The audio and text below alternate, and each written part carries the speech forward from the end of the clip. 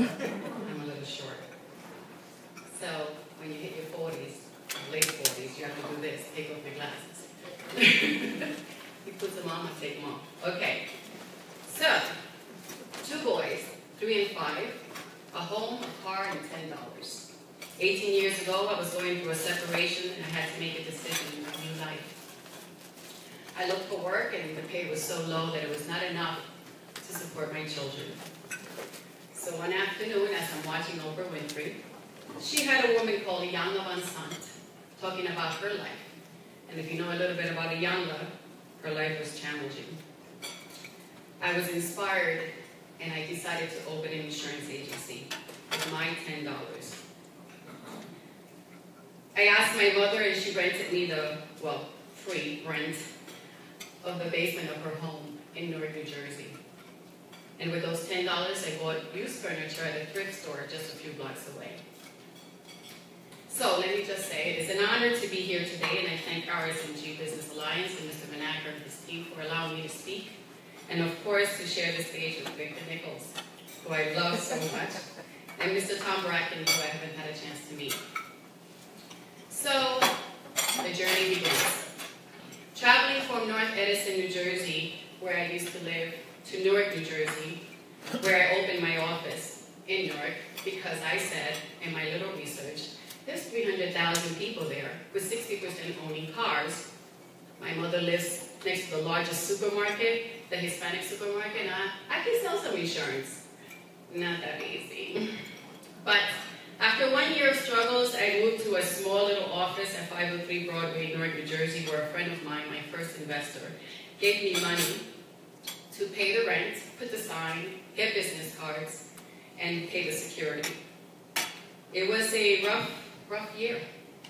It took me 4 years to finally get a contract with an insurance company because I did not do my work, my research, and finding out that at that time the insurance carriers were not giving contracts to those who had agencies in the urban city. Redlining. So, but today I have 2 offices, one in Newark and one in Princeton, and we have over 15 insurance companies that I can help our customers shop for their insurance. In the beginning, I truly did not know how to build a business. I just knew how to do a job, which was to sell insurance. Although I've come a long way, I still find myself looking for better techniques and improving my processes so that I can serve my customers better. In 2007, when the market, just before the market crashed, I was giving a book that I highly recommend. If you're starting a business, if you're thinking of starting a business, if you've plateaued, if things are not going too well, this is the book to read. It's called The E-Myth by Michael Gerber. It is phenomenal. With that book, I developed a system in my office that allows each department to have specific roles. Each role is compartmentalized and everything is monitored. With this method, I'm able to track each person, what they do, the mistakes, and correct them quickly. Efficiency. But then 2008 came. Who remembers 2008? Remember 2008? Oh my God, before 2008 things were sweet. And then after 2008, not so sweet. So, people losing their jobs, foreclosure was at its highest, right? Still some people going through that. People were downsized, not enough money, and the insurance industry took a hit. We took it a little later, but we got a hit. And of course, had I not had these systems in place, believe me, I would have been out of business. I survived just out of the mercy of the person who gave me that book. So, life takes another turn, as it usually does. Now I have a 3rd child who was diagnosed with dyslexia. And I used to live up here, up north, and I applied for every school possible. And imagine being a mother of a little boy who was misdiagnosed multiple times, and finally you find out what he has.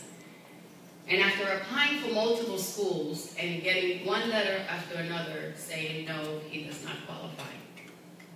Imagine the desperation. The only school that approved him was called the Lewis School in Princeton, New Jersey.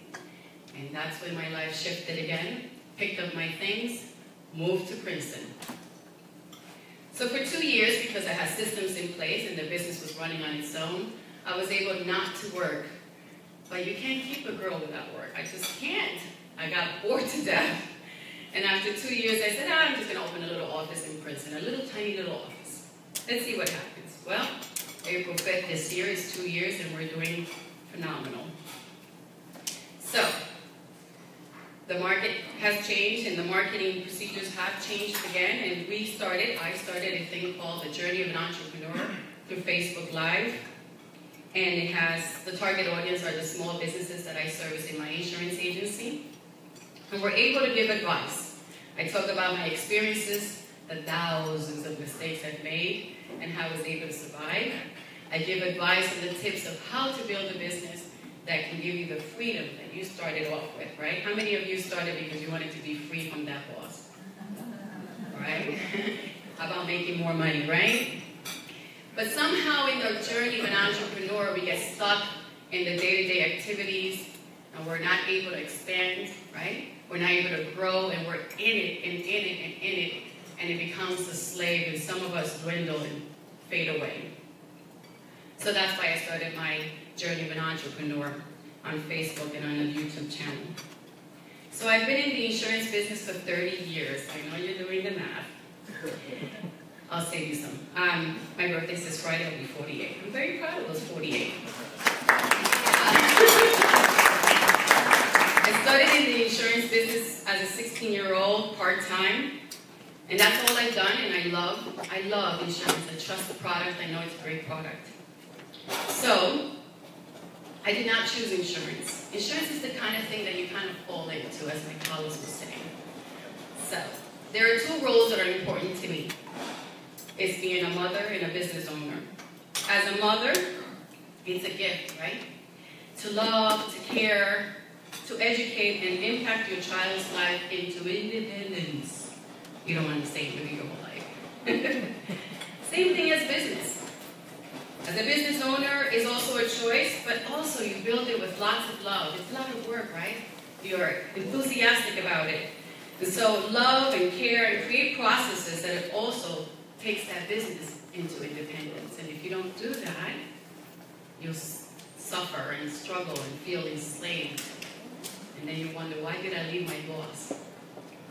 So, life takes many turns, and some are not so pleasant.